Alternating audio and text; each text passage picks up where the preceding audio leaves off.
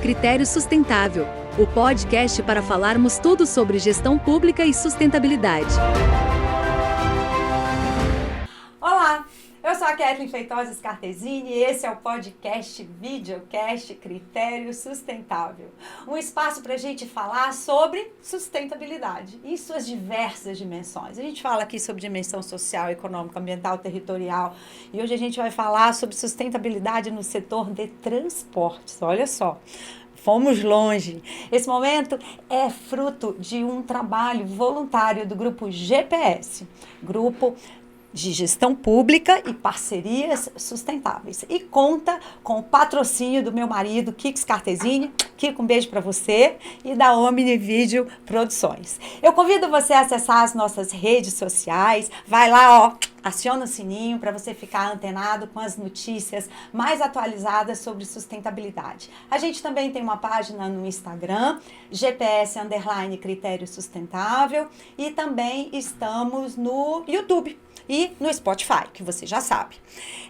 Antes da gente começar a nossa entrevista e eu apresentar os nossos ilustres convidados de hoje, que eu estou muito feliz que eles estão aqui, eu vou fazer minha audiodescrição.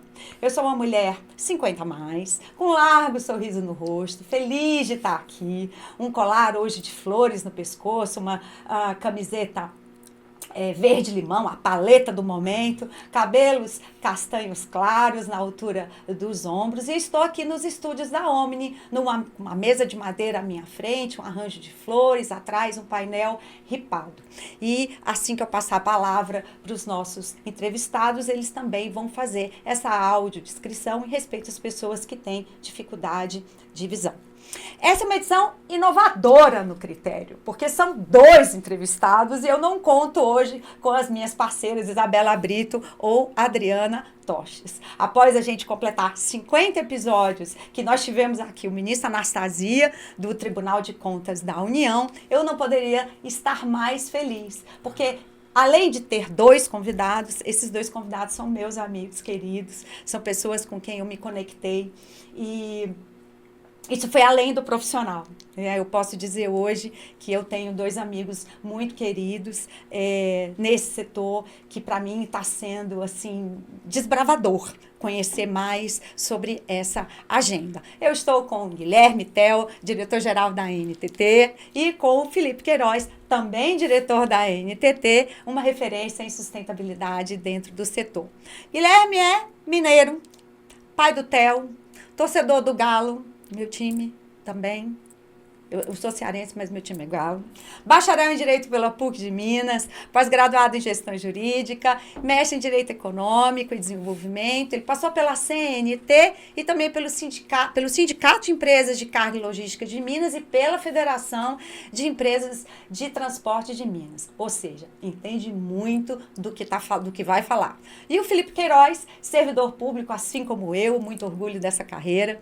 Ele é analista de infraestrutura do Ministério do Planejamento, de carreira, possui 16 anos de experiência em administração pública federal, passou pelo IBGE, pelo DENIT, pelo MPOG, pelo Ministério dos Transportes, pelo Ministério da Infraestrutura, foi secretário nacional de Transportes Terrestres, ou seja, não está aqui para brincadeira. Amigos, em primeiro lugar, gratidão por vocês estarem aqui. Vocês não têm ideia do quanto eu estou feliz de recebê-los. E quanta experiência para vocês poderem compartilhar com os nossos ouvintes, né, que nos seguem no Critério para saber de gestão, para saber de sustentabilidade, para saber de governança. Esse é um canal que a gente discute essas questões, né? Eu tenho certeza que esse bate-papo será uma delícia e sejam muito bem-vindos a esse espaço de conhecimento.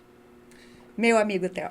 Kathleen, honrado sinto eu e acredito que o Felipe também, de estar compartilhando um momento ímpar com você, com o Kiko, que é o sponsor e o patrocinador master, ouro, diamante e signature, porque é um ambiente totalmente aconchegante, acolhedor e provocativo e propositivo. E aqui, o nosso Critério Sustentável, faço minha audiodescrição dizendo, sou 30 a mais, cabelos não mais muito escuros, muito mais para brancos do que escuros, acredito eu, com a barba feita, camisa branca, alguns quilinhos a mais, e acaba que quem não está acompanhando muito, estou de calça jeans, e bota, porque acabei de voltar do trecho, é o que nós fazemos muito na agência. Mais rodovia, mais serviços, mais infraestrutura e menos ar-condicionado para realmente prover o que há de melhor para os nossos usuários, que somos todos nós que estamos aqui neste momento. Obrigada, meu amigo. E aí, Felipe? Ô, Kathleen, chegando aqui, Guilherme, eu tava pensando, dá pra dizer que agora eu tenho certeza que eu dei certo na vida. Esse estúdio bonito aqui no Critério Sustentável. 51º episódio esse? 50. Esse é uma boa É uma boa ideia. Episódio 51, então muito feliz de estar aqui. Obrigado pelo convite, do lado do meu amigo Guilherme Sampaio. Eu sou um homem de quase 40, fiz 39 anos esse mês. Tô vestindo uma camisa polo preta. Tenho também barba grisalha, como o Guilherme falou, e o peso da responsabilidade vai trazendo alguns cabelos brancos pra gente. E estou aqui muito feliz de estar participando desse 51º episódio do Critério Sustentável. Obrigado pelo convite. Foi um tema tão legal, com um astral tão bacana. Parabéns pela iniciativa. Obrigada, Felipe. Bom, sem mais demoras, nós vamos direto para as perguntas. Estou preocupado com essa sabatina, hein? Não foi que eu passei recentemente, mas as suas perguntas. Bom, eu pensei com carinho nas perguntas, conhecendo um pouquinho, mas assim, muito minimamente a NTT. Acho que a gente já teve um contato legal. Tive a oportunidade de, com as professoras Adriana Tosta e Isabela Brito, né, estar na NTT, conhecendo um pouco mais, né, participando de uma capacitação com os colegas. E foi muito interessante a gente ver o nível de maturidade que a agência vem alcançando ao longo do tempo. E a gente tem percebido também os desafios que vocês tem enfrentado, né? E justamente essa primeira pergunta, nós vamos falar sobre gestão e missão, considerando um cenário fiscal restrito, que foi o que você acabou de encontrar tomando posse como diretor-geral da NTT. Eu queria saber como que vocês conseguiram reorganizar as prioridades, as equipes e quais são os indicadores para manter essa entrega regulatória e fiscalizatória em 2025, evidentemente já 2026, porque a gente já está no finalzinho do ano, né? Quais métricas de gestão são importantes para a NTT, como, por exemplo, prazo de outorga, nível de serviço em rodovia, volume de fiscalização. Eu tenho certeza que você deve ter aí um quadro, um cenário. Você acabou de dizer que voltou do trecho, de bota e tudo. Então, é muito interessante. Quando a gente fala de governança e foco no usuário, o que vem na mente considerando tudo isso?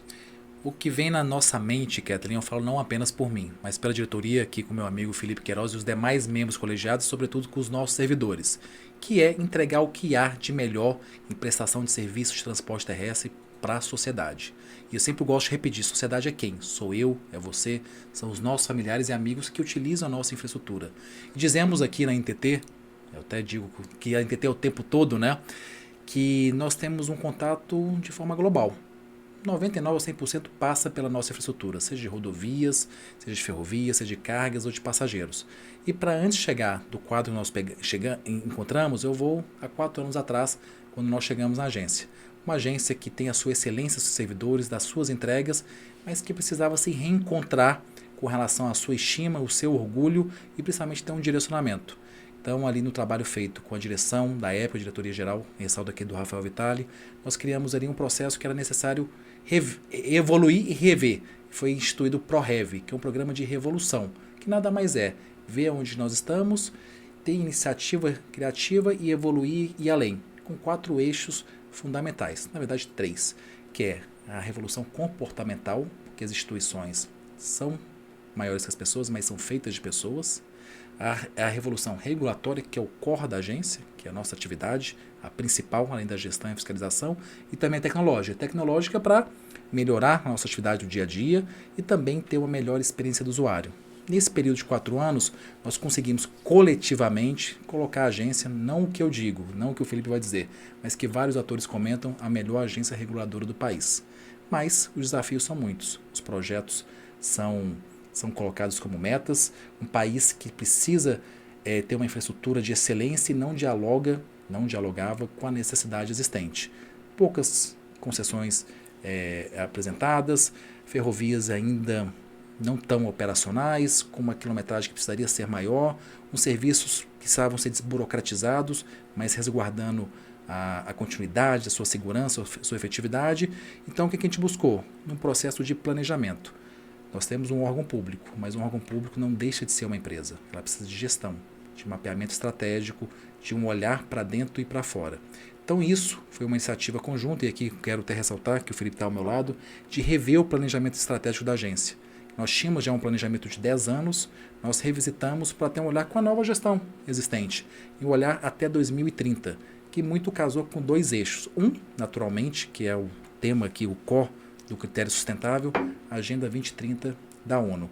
E paralelo a isso, coincidência com os nossos mandatos, Felipe fica na agência mais um tempo conosco, e eu agora com a indicação e efetivação para a diretoria-geral fica até 2030, de rever quais é a nossa missão, nossos valores, nossos direcionamentos. E com isso nós conseguimos ver o estado da arte, de onde nós estávamos e aonde queremos chegar.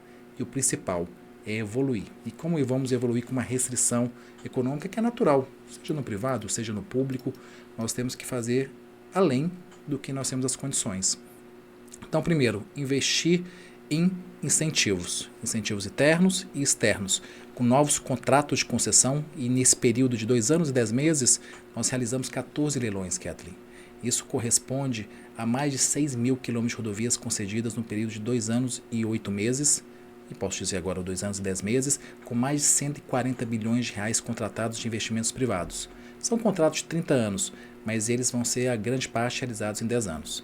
Paralelo a isso, mudando ali uma agenda ferroviária de realmente renovar as concessões anteriores, com investimentos, com sustentabilidade e com tecnologia, também no modo rodoviário, e no modo de serviço, transporte de cargas, diminuir a burocracia para tornar o transporte mais sem barreiras, menos custoso para a gente. E um transporte de passageiros que ele ofereça um conforto, assiduidade e abertura de mercado, equilibrando. Mas eu tenho que olhar para dentro de casa. O que eu preciso fazer, sendo que o meu orçamento cada dia é menor e as perspectivas não são muito diferentes. Tem que ter uma restrição fiscal que todo mundo tem que dar a sua parcela de contribuição. E cada vez mais restrito, Cada vez mais restrito. Então, utilizar a criatividade. Uma coisa que a gente nunca tinha feito. Socializar essa contribuição. Cortamos custos internos, direcionamos a tecnologia efetiva para a nossa gestão de processos, uma governança para evitar desperdícios e também pedir um auxílio às casas que nos fiscalizam, que é um Congresso Nacional, de contar com uma contribuição ali e o que nós tivemos no último exercício que nos possibilitou chegar aonde nós estamos. Ao contrário de algumas agências irmãs que infelizmente passaram por situações mais drásticas, nós não paramos em nenhum momento de prestar nosso serviço essencial, que é para a sociedade, mas claro, com alguns impactos. E aqui eu quero fazer uma provocação. Da parte sustentável, ambiental, também a sustentabilidade financeira. Nós temos autonomia administrativa, autonomia decisória, mas precisamos de falar algo primordial. Autonomia financeira de agências reguladoras, que entregam com excelência seu trabalho, que arrecadam mais do que tem de orçamento e, além dos seus projetos, recolherem tributos, gerar investimentos, gerar emprego e renda. Então, uma reflexão que eu já provoco aqui, que quem sabe os próximos que venham nas outras edições ou também daqui 1 ano, 2 anos, a gente tenha um outro cenário que permita a gente poder fazer ainda mais esse cenário de restrição que a gente tem buscado realmente se equalizar. Maravilha, realmente as agências estão passando por um aperto, né? E isso não é nada fácil, porque acaba impedindo que alguns investimentos sejam feitos, né? E muitas vezes, se você não tem um processo de governança muito bem implementado, você não consegue fazer a sua entrega, né? Fazer gestão de verdade, você acaba tendo seus serviços essenciais cortados, né? E por falar em corte, né, vamos falar aqui sobre sustentabilidade, sobre outra dimensão, que muitas das pessoas, né, ainda têm uma visão muito equivocada, Felipe, de que sustentabilidade é mais caro. Né? Vamos falar um pouco sobre descarbonização, que é um tema novo que vem nessa agenda ambiental e que, sim, não vai ser barato, mas, ao mesmo tempo, ela vai trazer um retorno para a sociedade que vai ser sensacional, porque a gente vai ver que tudo que a gente contribuiu até agora, né, tá conseguindo acabar com os nossos recursos naturais, a gente tem aí uma missão de resgatar isso. E ao longo do prazo, essa conta, ela acaba não sendo cara se a gente corre atrás, né? Então, muito se fala em descarbonizar o setor de transportes, né? E isso não é só trocar combustível, né? É tirar atrito do sistema, como logística inteligente, né? Diminuir o quilômetro rodado, são alguns exemplos, né? Eu queria que você falasse quais são os quick wins regulatórios, ou seja, as medidas simples, de baixo custo, né? Que podem entregar um impacto em curto prazo para a NTT, né, para o usuário, né? Como é que a NTT enxerga isso para o biênio que vem por aí? Ótima pergunta, Kathleen. Aliás, ótima introdução com relação à sustentabilidade. Eu costumo dizer que sustentabilidade nada mais é tudo que gera eficiência. A gente está falando de uso racional dos recursos naturais. Assim, a rigor, isso para mim remete à sustentabilidade. Acaba que, por conta das mudanças climáticas, há toda uma discussão mais eminente, mais presente sobre a questão de emissões, de descarbonização, mas muito mais que isso, né? A gente fala de economia circular e coisas que você é craque, né, nesse campo. Mas olhando aqui para a NTT e para o setor de transportes, eu acho que vale trazer um pouco o cenário que a gente se encontra, né? Recentemente, a Coalizão para Transportes, a CNT, né, junto com mais de 50 empresas, elaborou um estudo, um diagnóstico, avaliando o papel ou a posição do setor de transporte nas emissões relativas no país e quais as principais alavancas que a gente poderia acionar para diminuir essas emissões. Então, essa avaliação chegou à conclusão que o setor de transportes participa em cerca de 11% das emissões totais do país. O Brasil emite cerca de 2.300 milhões de toneladas de CO2 ano, das quais 240 milhões de toneladas são emitidas pelo setor de transporte, 90% pelo setor rodoviário, 2% pelo setor ferroviário, são dois setores que lá na NTT eu e o Guilherme a gente trabalha. E aí um remanescente, um fato curioso, né? A aviação, apesar de participar muito pouco da matriz de transporte, ali cerca de 5, 6%, emite bastante, né? Relativamente, emite 3% das emissões totais quando comparado com os outros setores. E quando você olha a hidrovia aí emitindo 2%, com a participação também pouco representativa. E as principais alavancas que foram apontadas lá, uma não é kick win, então eu vou deixar um pouco de lado aqui com relação à tua pergunta, mas vou registrar que é o equilíbrio da matriz de transportes. E as outras duas, tem uma sim que eu acho que é algo que é a vocação do país. É a gente aproveitar a vocação que o Brasil tem para a produção de biocombustíveis.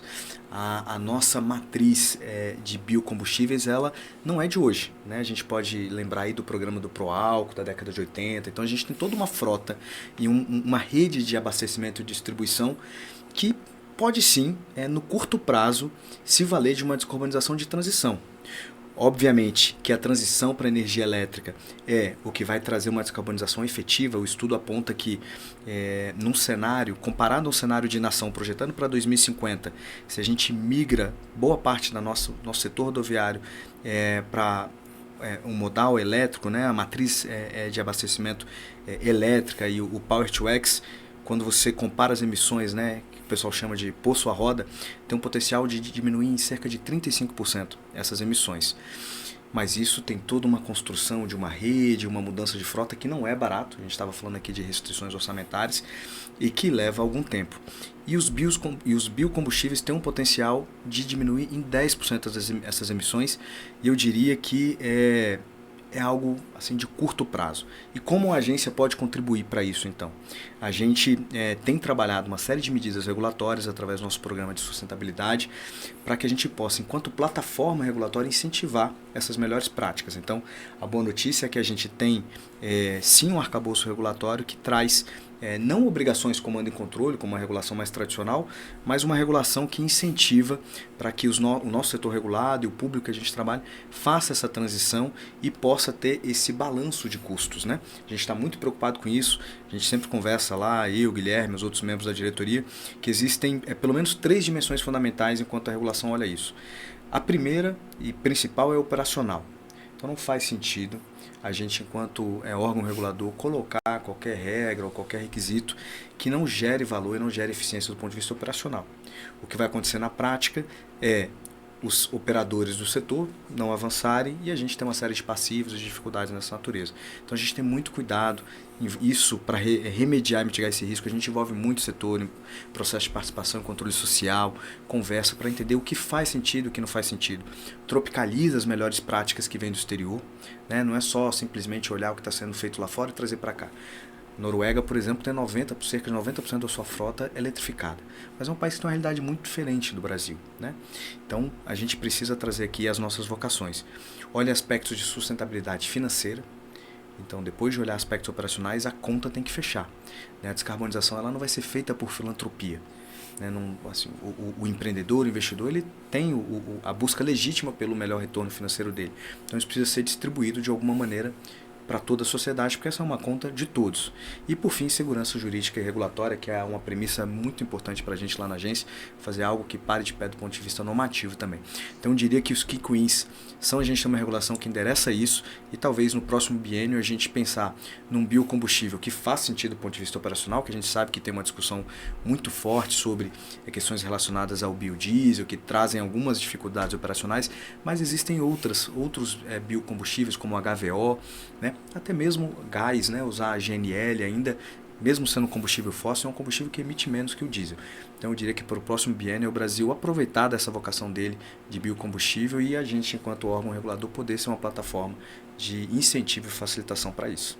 E assumir esse papel protagonista que a COP está trazendo para nós, com todos os olhares, né, voltados para o Brasil, não perder essa janela de oportunidade. E aqui eu queria deixar registrado, né, a minha satisfação como cidadã, como membro da sociedade, né, de perceber o quanto a ANTT tem aberto espaço para que a sociedade possa participar dessa melhoria regulatória, com as audiências públicas, né, até mesmo com a modalidade do sandbox regulatório, que são esses editais, né, para você prototipar uma solução, vamos ver se dá certo, né, isso tem sido sensacional. Theo, obra entregue é meio, o fim é salvar a vida, reduzir o custo e logística, né, com logística. Você falou, foram 9 leilões... 14 leilões. 14 leilões, Jesus amado, onde que eu estava com 9? Mas eu estive em um deles, eu me lembro muito bem disso, foi assim, uma satisfação muito grande, né, participar. Eu nunca tinha estado na B3, para mim foi um momento muito bacana. Qual o placar para a sociedade até agora? Houve redução de acidente, houve melhoria de rodovia, houve melhoria em tempo de viagem, né? Como é que está sendo esse retorno dessas concessões novas? Kathleen, quando nós olhamos infraestrutura de transporte na NTT, infraestrutura de construção, que são rodovias, nós não olhamos mais pavimento, duplicação, viaduto, passarela. Nós queremos e estamos indo além, porque o nosso cliente, o cidadão, ele quer mais. Ele quer ver o que está na Europa, nos Estados Unidos, e o Brasil não tem nada a perder com relação a isso. E te digo alguns eixos que nós temos evoluído a passos largos. Primeiro, redução de acidentes, segurança viária. Seja nos nossos 4 modos de atuação, é algo inegociável. Nós temos uma média de reduções de 24% de acidentes, de 22% de sinistralidade no que se refere à gravidade e de 20% de mortes. Se uma vida importa, imagina 20% de redução, sendo que algumas concessões o número é maior, chega a 40%, 50% comparado com rodovias públicas, sejam federal ou estadual. Mas também o usuário, ele quer ter um olhar de experiência e no que se fala de tecnologia. Então nós temos uma meta, hoje 16 mil quilômetros de rodovias, chegaremos até o final do ano que vem com uma carteira crescente de leilões, que realizaremos neste ano mais 5, o ano que vem 15, chegaremos a 25 mil quilômetros de rodovias concedidas. E digo, um parêntese, nós temos a melhor e maior carteira de projetos do planeta Terra. O brasileiro tem que se orgulhar com relação a isso. Então, nós temos a meta de colocar conectividade, internet de ponta a ponta em todos esses quilômetros de rodovias, que quer dizer o quê? Segurança para o cidadão, se alguma intercorrência acontecer, segurança para o transportador de cargas e passageiros, para ter um monitoramento e evitar oportunistas, e segurança, se for necessário, ter uma presença mais ativa da concessionária e de outros poderes públicos. Nós temos câmeras com detecções automáticas de acidentes, para ter intervenções no momento que seja, de forma tempestiva. Nós também temos olhado a questão ambiental. Ambiental, na agenda que o Felipe colocou aqui, no direcionamento de recursos, numa infraestrutura de qualidade que por si só ela é mais sustentável, mas também com outras medidas, outras ações. Por exemplo, o meio tecnológico. Falei de conectividade, mas falo agora do Free Flow, que nada mais é que a cobrança de pedágio eletrônico. E isso, ele reduz a emissão de gases de efeito estufa. Mas vou linkar já com outra questão, que é a pesagem em movimento, que é outro projeto que eu tenho um carinho enorme, que tive a oportunidade de acompanhar ainda como diretor colegiado da agência, que é o quê? Os veículos que passam na rodovia não precisa mais parar, ficar naquelas filas enormes que a gente vê. Reduzir. Isso é o Free Flow. Esse é o HS Win. O Free Flow é acabar com aquelas praças de pedágios, coisas ultrapassadas que a gente tem que parar, pagar com dinheiro ou com cartão, ficar em filas, ter uma viagem ali interrompida. Nós estamos acabando com as praças de pedágio para ter ali a presença dos pórticos que tem a cobrança automática. Maravilha. Através da tag ou da leitura da placa. Mas tem também a pesagem. Hoje a gente vê também aquelas balanças estáticas que os caminhões param ali e só para quem está com peso regular. Quem está com excesso de peso não para. Ou seja, a segurança que a gente busca ali, a conservação do pavimento, isso a gente não tem de forma efetiva. Hein? Então nós estamos colocando sensores na rodovia, com os postos que fazem a leitura por completa, e todos os veículos serão pesados. Então o veículo passa, deixa eu só entender, inclusive também para o nosso ouvinte, né, conseguir entender. O veículo passa, ele automaticamente é pesado? Automaticamente ele é pesado, seja esteja em 20, 40, 60, 80 ou 100 km por hora. Ele vai ser pesado automaticamente. Coisa de primeiro mundo. Coisa de primeiro mundo. Onde você vê na Europa, nos Estados Unidos, vai estar presente no Brasil. Isso é mais segurança para você que está transitando com o Kiko pela rodovia. Sou eu transitando com a Paula e com o Theo. É o Felipe com a Alice e com suas lindas filhas, para não ter veículos com excesso de peso. E também tem uma questão fantástica, o ganho de eficiência logística, que isso dá uma média de ganho de 30 a 1 hora do tempo de viagem do caminhoneiro, olha isso. E o principal, Kathleen, coisa que te importa, nós já temos laudos e dados que demonstram que tanto o Free Flow, que é o pedágio eletrônico, como a HS Win, reduzem em média 20% das emissões de gases de efeito estufa. Então, às vésperas da COP30, que no próximo mês, o setor de transporte, NTT, tem condições de entregar laudos efetivos que nós temos dado a nossa parcela de contribuição, e o Brasil não tem nada que ficar com a síndrome do impostor. Nós temos feito muita coisa nesse processo. É verdade, síndrome do impostor. E a gente não pode trabalhar contra a gente, né, Guilherme? Uma das coisas, complementando isso que você está trazendo, quer dizer, com essas concessões, né, com toda essa inovação no parque, a gente está trazendo tanto benefício, a agência, né? Eu já estou me sentindo na agência. A gente. Eu só vou te interromper que no início você falou que fez um curso. Você não fez um curso, você proferiu um curso na agência. Foi a nossa professora Kathleen, junto com as colegas da GPS, e também contribuiu em vários temas da parte regulatória de sustentabilidade que o Felipe, o diretor Felipe, fala com muita propriedade também. É verdade. O que eu ia complementar é que a gente precisa também da ajuda do usuário, né? E eu queria que vocês deixassem recados finais para quem está nos ouvindo, porque apesar de toda a melhoria, né, que está vindo aí, que a gente já está sentindo, né, em vários trechos, não adianta dirigir olhando no celular. E isso tem sido, né, causado inúmeros acidentes. Felipe, vamos falar de selo ESG. Quem dirige bem, emite menos, cuida das pessoas, né? E isso, com certeza, também traz uma vantagem para todo o setor. Em novembro de 2024, eu estava lá, eu vi, a NTT aprovou o Programa de Sustentabilidade para Rodovias e Ferrovias Federais, a Resolução 6057 de 2024. É a base para alinhar a regulação a metas ambientais, sociais e de governança, ou seja, a NTT chegou com tudo. Com o selo ISD Cargas, que foi proposto em 2025 e ancorado no Registro Nacional de Transportadoras Rodoviárias de Cargas, como é que esse selo, na verdade, ele se conecta ao programa de sustentabilidade? E quais são os critérios mínimos que entram nessa primeira versão, como, por exemplo, emissões, segurança viária, condições de trabalho, e, enfim, dá mais notícias sobre isso. Esse é um projeto que, inclusive, o diretor Guilherme, ainda como diretor colegiado, acompanhou e patrocinou muito. É um projeto que olha justamente esse ponto que a gente trazia, né? O Brasil é um país eminentemente rodoviarista. Nos nossos planejamentos de longo prazo, se a gente levar a ferrovia para participar cerca de 30%, 33%, que é o que tem lá no Plano Nacional de Logística, na nossa matriz, saindo dos cerca de 20% que a gente tem hoje, mais hidrovia, o Brasil ainda vai ser um país rodoviarista, ainda vai ter 50%, hoje é cerca de 65% das rodovias participando da nossa matriz, a gente ainda vai ter 50% dos nossos bens e das nossas pessoas sendo transportadas por rodovia. O que isso significa? Significa que não é só fazer o equilíbrio da matriz, que a gente sempre falou, ferrovia é mais eficiente para transportar o que a gente transporta, né, como país exportador de commodities, seja agrícola ou mineral. E isso é um ponto, é importante, é muito relevante, mas ganhar eficiência e descarbonizar também rodovias. E é nesse sentido que o selo ISD Cargas vem. Hoje a agência tem o principal cadastro do TRC, que a gente chama lá, que é o Transporte Rodoviário de Cargas, que é justamente o Registro Nacional do Transportador Rodoviário de Cargas, o RNTRC. Então, esse cadastro, que tem lá cerca de 3 milhões de registros, né, são 1 milhão de cavalos tratores, ou seja, as locomotivas das rodovias, né, os caminhões que puxam ali a carga, ele é um instrumento de conexão com essa frota.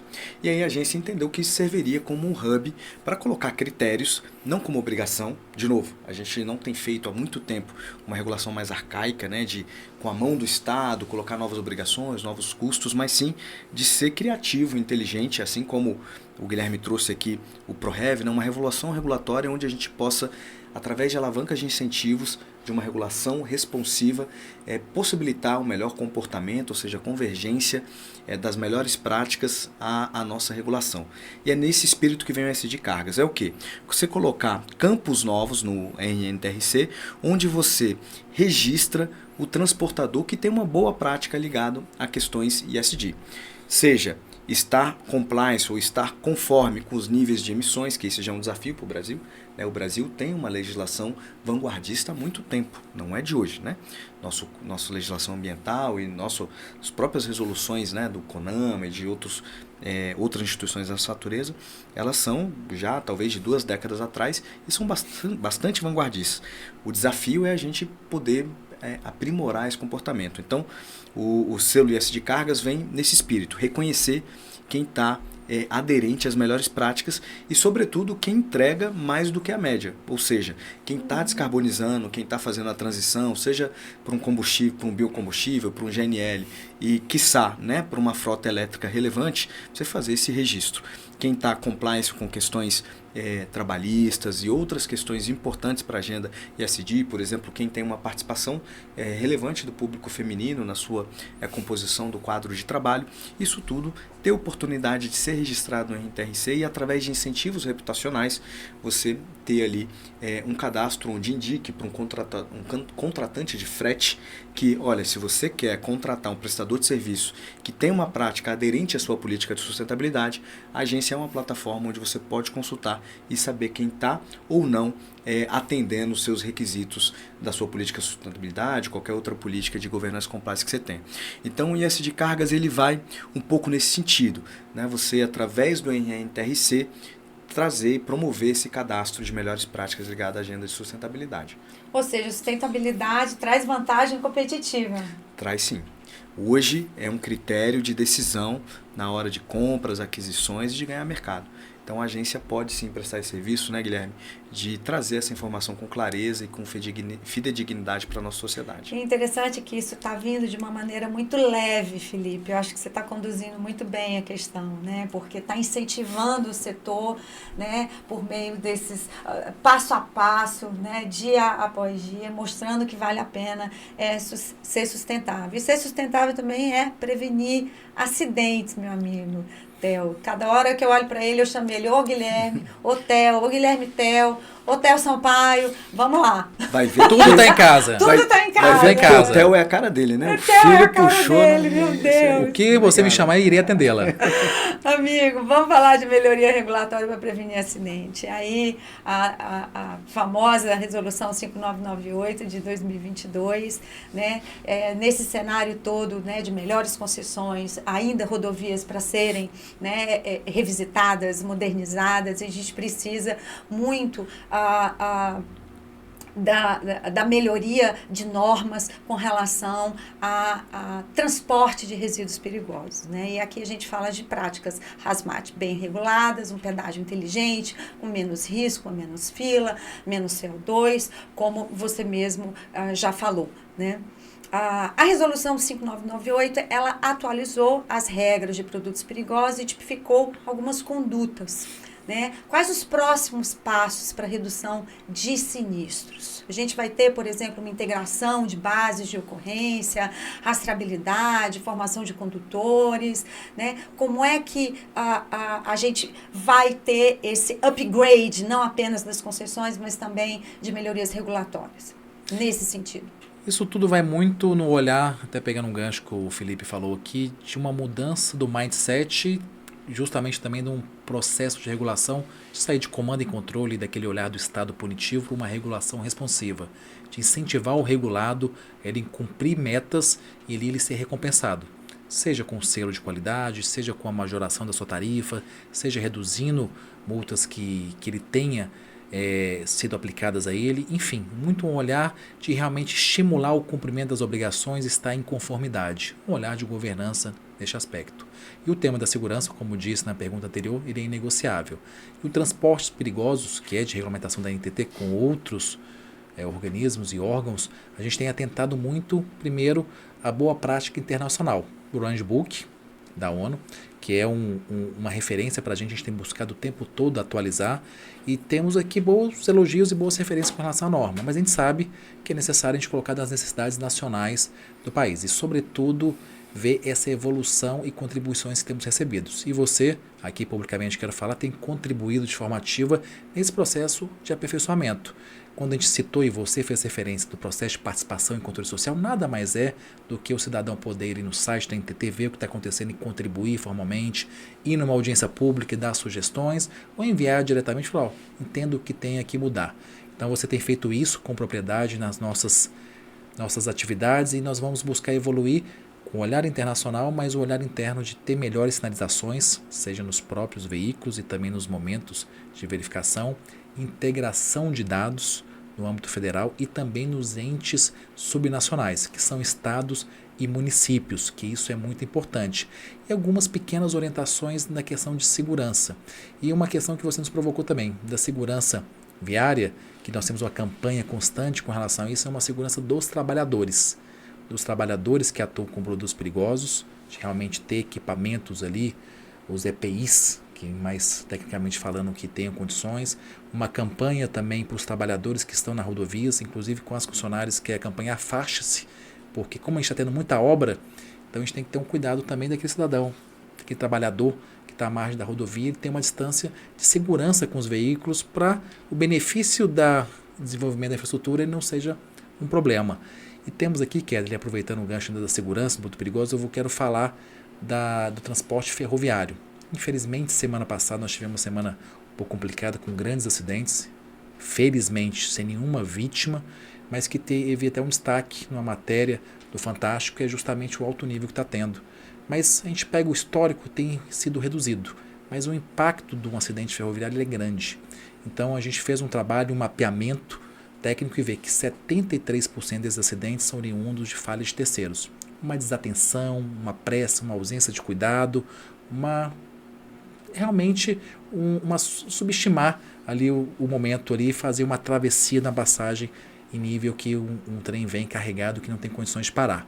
Então por isso a gente tem seguido nesse programa Constante Segurança Viária, é uma coisa simples, que tem toda a faixa de domínio ali que você vai atravessar e tem o trem, é o quê? Parar, olhar, escutar, para depois você poder prosseguir. E assim a gente previne acidentes, né, Guilherme? Felipe, a gente pode assim dar uma palhinha do corredor logístico? Claro, com então, certeza. Tá com você. Mais que uma palha, vamos dar logo o celeiro inteiro. Não, essa é uma ideia que a gente vem maturando há algum tempo, né? O programa de sustentabilidade, ele não é de hoje, né? Assim como tudo que a gente faz, né? A regulação, ela tem uma lógica incremental, né? A gente vai paulatinamente construindo os nossos normativos e o nosso entendimento. E o programa de sustentabilidade chega hoje, talvez, no seu nível de maturidade, que é a ideia do corredor logístico sustentável.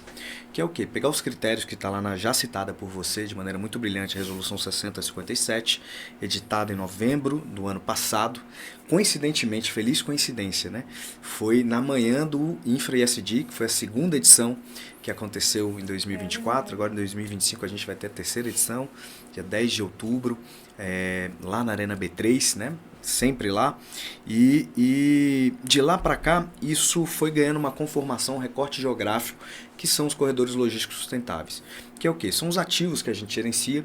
No caso, aqui a gente está falando da BR-277, no Paraná, que liga especificamente o trecho entre Curitiba e o Porto de Paranaguá, uma concessão nova nossa, EPR Litoral Pioneiro, um lote, né, o lote 2, né, Guilherme, das concessões paranaenses. A gente tem um programa de concessão no Paraná que são 6 lotes, leiloamos, assinamos 4 contratos e mais 2 agora neste mês, agora em 2025, outubro de 2025.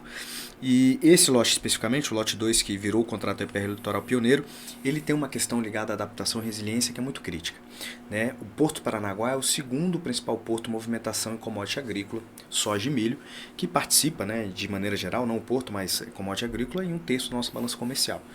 E a maior exportação é por Santos, mas lá chega sobretudo por trem, né?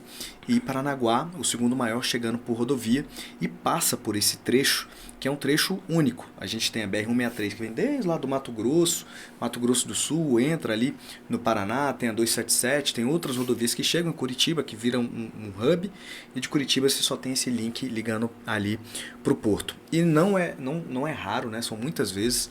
A gente está aqui gravando hoje, amanhã de manhã, por exemplo, o Guilherme vai conduzir a reunião do nosso Comitê Climático Estratégico para gerenciar crises, por exemplo, que acontecem nessa região de serra. Essa descida é uma região de serra do mar, e quando você tem, né, a gente tem observado essas mudanças climáticas, algum regime pluviométrico acima da média, você tem movimentos de massa, deslizamentos que interrompem o fluxo.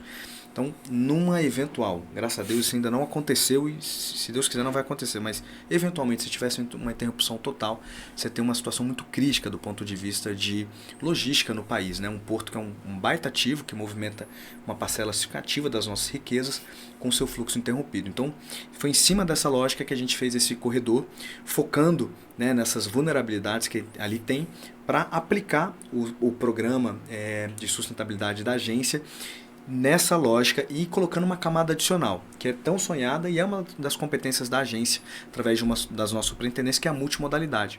Então é um projeto de integração da gestão da rodovia com o porto, do ponto de vista operacional, né? Cada um tem ali as suas competências, mas tem uma lógica de comunicação, uma lógica de operação integrada, para que você possa evitar, eventualmente, movimentos desnecessários, ou seja, um caminhoneiro ou um caminhão, uma frota, um transportador que está descendo para o porto, mas por alguma razão ele tem um agendamento, né? Hoje a gente já tem uma lógica que o caminhão sai com agendamento lá da origem, mas no meio do caminho acontece alguma coisa, o navio não pôde atracar e aí ele não precisa chegar até o destino, criar ali uma tensão, né, na boca do porto, engargalando, gerando uma pressão na cidade. Paranaguá tem esse problema, muito caminhão estacionado ao longo da cidade, trazendo uma série de mazelas.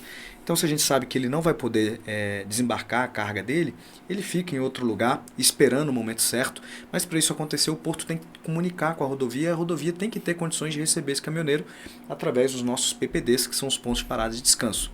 Então, a ideia do corredor logístico sustentável, assim, o que diferencia um pouco do programa mais amplo é você ter, sobretudo, essa integração operacional com estruturas e uma lógica de gestão que facilite essa logística. E também provendo estudos que vão levar a adaptação desse trecho, que eu falava que é crítico, para que ele se torne, então, tanto por meio da operação como da infraestrutura, um trecho resiliente, para que a gente não tenha, né, a infelicidade de qualquer tipo de problema ou interrupção mais crítico. Então essa ideia, assim, do corredor logístico sustentável, algumas instituições parceiras, o Porto Paranaguá, a concessionária que eu já citei, falava hoje com, vou chamar de Theo aqui para variar, já que você inaugurou essa moda a primeira vez. Theo Sampaio. Theo Sampaio. Falava hoje com o Theo Sampaio que a gente teve uma conversa com a Agência Nacional de Transportes Aquaviário, ANTAQ, né? Nossos co-irmãos, fomos criados pela mesma lei, para que a gente possa, né, estar junto nessa empreitada. Então é um projeto que está empolgando muito a gente, porque ele vai gerar muito valor, né? Vai endereçar não só a sustentabilidade que a gente está falando aqui, e eu acho que para você e para esse público do critério sustentável é ensinar o vigário a rezar a missa, falar da importância da sustentabilidade, mas destacar a multimodalidade, a importância da gente ter essa integração. O Brasil tem essa vocação, então o projeto acho que gera esse valor, e por meio do sandbox regulatório a gente em breve a agência vai estar com essa inovação. E certamente você, por meio dos seus diversos chapéus e pratinhos aí que você equilibra, vai estar mais uma vez cooperando com a agência para que a gente possa alcançar os resultados esperados. Com certeza. O que mais me chama a atenção nisso é essa vontade de atuar junto, né? Você vê que uma agência dando mão para outra agência em prol de uma agenda de sustentabilidade vai fazer muita diferença. Meninos, chegamos ao fim da nossa entrevista. Ficou com gostinho de quero mais, não posso, não tem como não dizer isso, mas vou pedir para vocês ainda deixar um recado rapidinho, e se eu puder sugerir. Theo, deixa um recado para a sociedade, amigo, para concessionárias com foco em inventário, pelo amor de Deus, vamos lá, olhe na nossa Câmara da Verdade e manda bala. Kathleen, eu sou apaixonado pelo que eu faço e acredito que aqui todo mundo faz parte desse ecossistema. Se tem uma coisa que une é infraestrutura.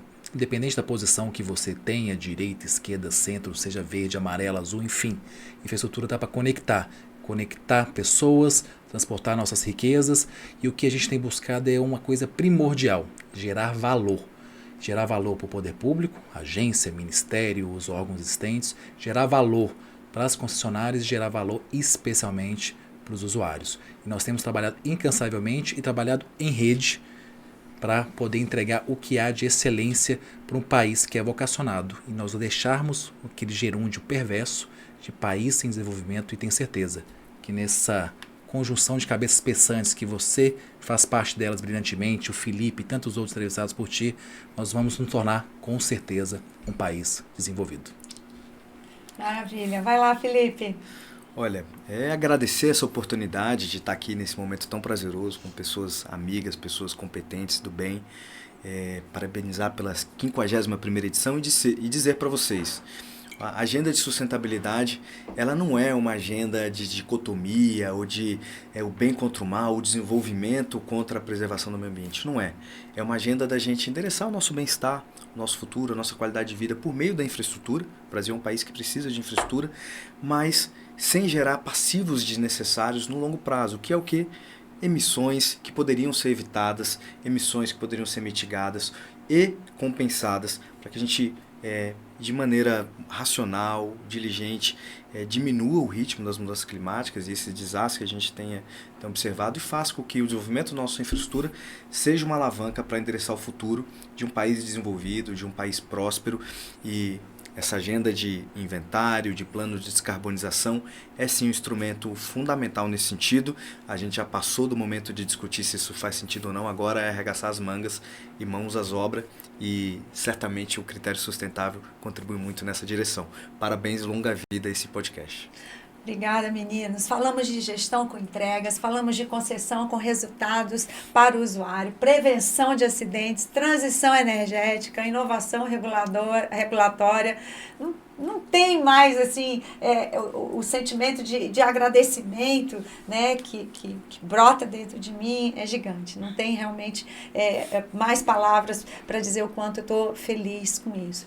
Principalmente porque todos esses benefícios, né, que vocês trazem com a agenda da NTT são benefícios reais para a população. Vida salva, tempo ganho e emissão evitada. A gente se vê numa próxima edição. Meninos, namastê, a gente se vê numa próxima. Beijinho, pessoal. Tchau, tchau. Critério sustentável. Oferecimento. GPS.